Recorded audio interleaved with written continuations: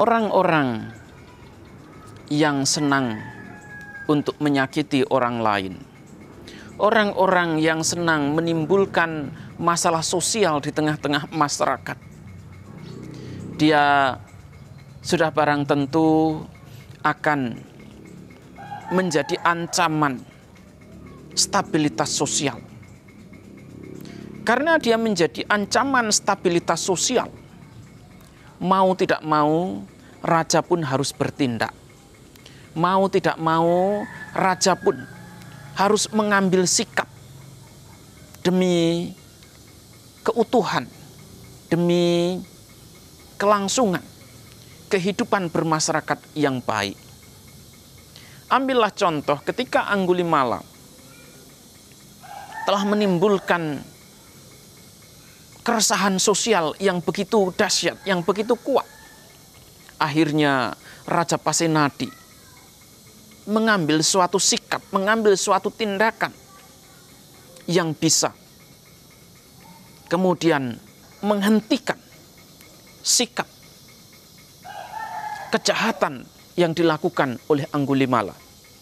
Anggulimala saat itu dikenal sebagai seorang pembunuh yang sadis, sebagai seorang pembunuh yang sangat hebat, sebagai seorang pembunuh yang luar biasa. Dia adalah serial killer, pembunuh berseri yang ditakuti oleh setiap orang.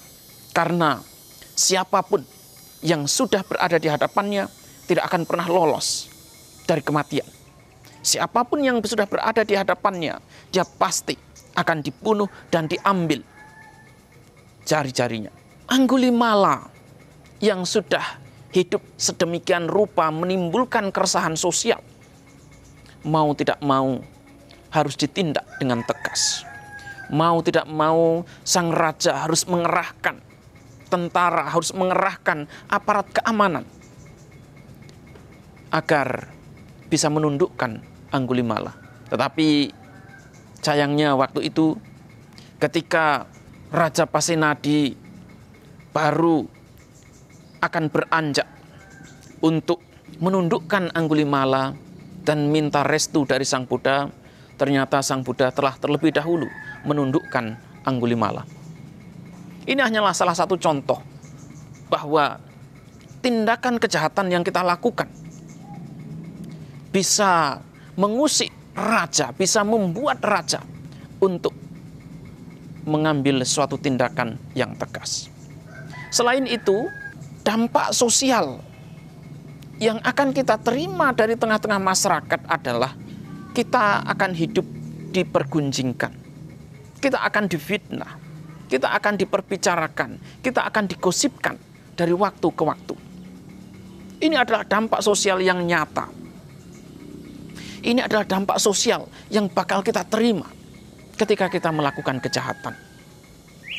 Bisa jadi juga karena kejahatan yang telah kita lakukan, kemudian kita kehilangan sanak famili, kehilangan harta benda, kehilangan popularitas, dan sebagainya.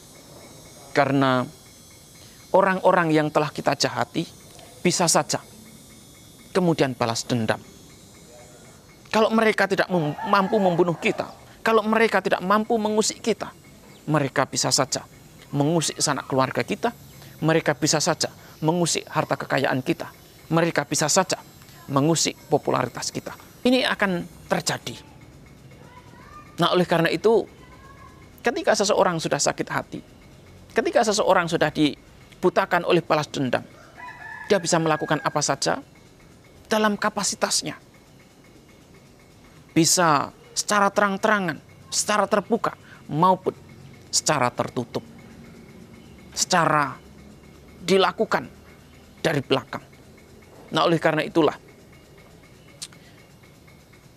siapapun yang melakukan kejahatan akan bisa mendapatkan hukuman sosial dari raja, dari masyarakat, atau dari orang-orang individu yang memang memiliki dendam terhadap kita. Dendam itu bisa dilakukan secara langsung maupun tidak langsung.